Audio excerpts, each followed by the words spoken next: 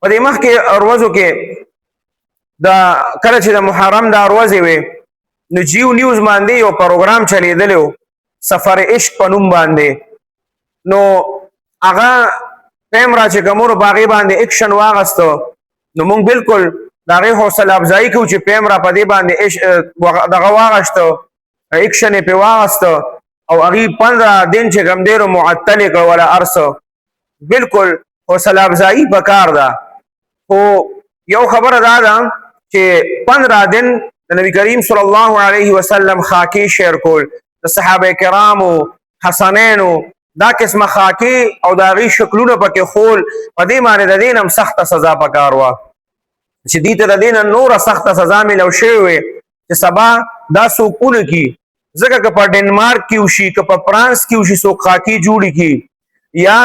د یوسف علیه السلام کوم دغه چې جوړ شوی په هغې باندې مسلمانان چې دوی هغه ډېر زیات په دې باندې خفه شوي وو ډېر زیات احتجاجونه یې کړي نو دا د پاکستان یو چینل دی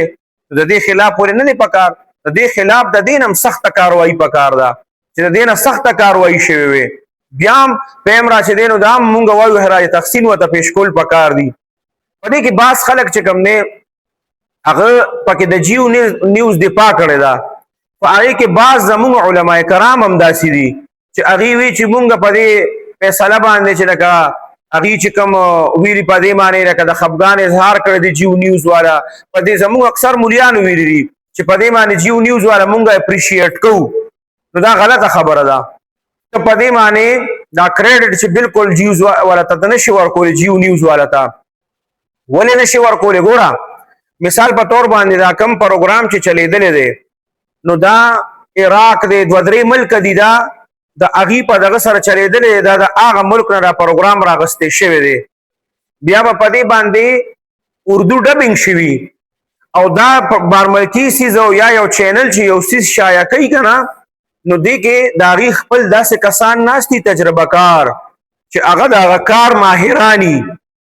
هغه ته به د پیمرا د اصولو او په هغه ملک کې د یو پروګرام چلولو د اصولو پته نو دا داسې نه ده چې دا بس هلته نه بس پروګرام راواغستی شو ډبینګ پې وشو بس دا شایع شو نه دا کم از کم د شپږ پروسس نه دا تیریږي دا پروګرام هغه ټولې چې کوي د هغې خپل مشران هغې ته خپل کسان ناست دي نو دا دومره پروسس نه چې دا پروګرام تیر شوی دی که نه نو د دې نه بعد زه خو نه وایم چې د جیو نیوز والا حوصله افزایي پکار ده چې هغې معذرت وکړو هغې خو معذرت اله وکړه چې د دلته نه ورپسې خلک راپاڅېدل پیم را په اکشن واغسته او خلکو په اکشن واغسته دا ټول هر څه چې دی دا ښه په سازش باندې شوي دي ځکه دی که دا ټول ملوث دي دا دې ټولو کړي اوس دی به یو څو کسان وباسي د خلکو همدردي به حاصله کړي چې مونږ خو دغه کسان چې څوک پکې ملوث وو هغه مونږ وباسل دی کې دا ټوله اداره ملوث ده دا د یو کس کار نه دی ته چې د بهر ملک سره وړي هغه شایع کې د هغې به هلته د هغې نه لومبي کاپي رایټ دغه اخلي حقوق به حاصله بیا به په هغې باندې ډبینګ کوي بیا په هغه ډبینګ کې به هغه به ته چیک کوې چې دې کې داسې الفاظ ني چې زما ملک کې انتشار جوړ شي په هغې کې داسې صحیح نه د دې ټول د پیمرا د طرف د دې ته باقاعده